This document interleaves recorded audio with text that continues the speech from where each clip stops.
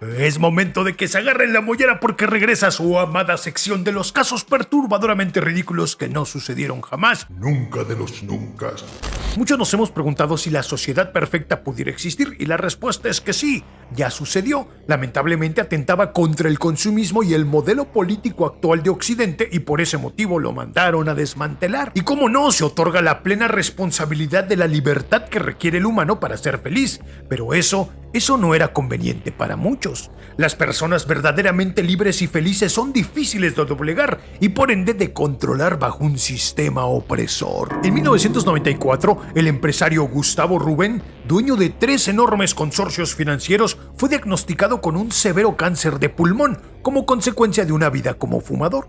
Al momento de saber que de nada le habría servido todo el dinero, el poder y las influencias obtenidas, decidió embarcarse a una aventura lejos del sistema y del modelo económico que le había proporcionado toda esa riqueza. Terminó por rematar todos sus bienes y con la lana que le dieron se llevó a su familia a un terreno bien alejado de la civilización. Compró 300 hectáreas y ahí puso sus cultivos, árboles frutales, pequeñas granjas. El chiste fue que ahí su familia de 6 integrantes se volvieron autosustentables. Tenían todo lo que pudieran necesitar para vivir: granos, frutas, verduras, reses, cerdos, productos lácteos y un manantial dentro de sus terrenos. No, hombre, estaban en el mismísimo paraíso. Pero una tarde se dio cuenta de que sus hijos necesitaban continuar con sus estudios, así que convenció a 3 maestros universitarios para que se fueran a vivir a su paraíso, lejos del deseo y del consumismo de la ciudad, a cambio de que continuaran instruyendo a sus chavitos. Los maestros aceptaron y se fueron así nomás. Ándale que cuando menos se dieron cuenta la voz ya se había pasado y aquella pequeña granja pronto se convirtió en un poblado con más de 400 habitantes.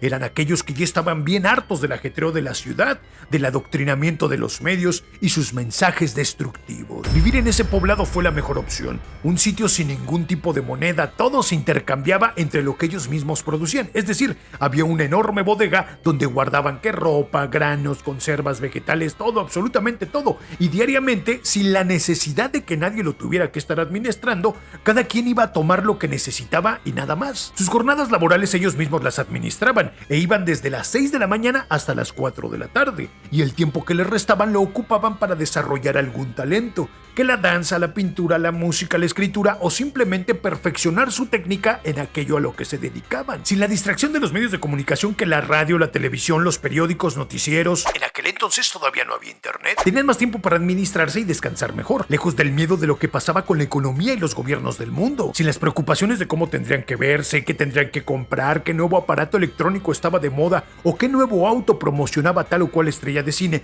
eran más felices y libres.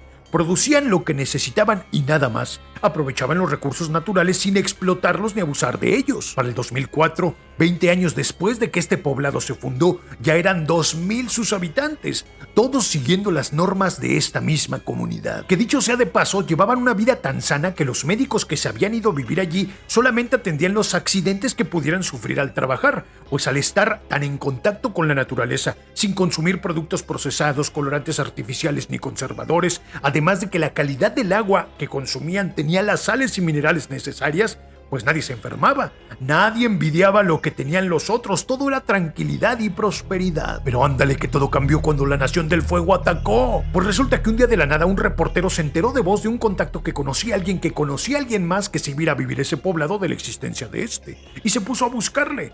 Cuando dio con él, se llevó la sorpresa de la vida.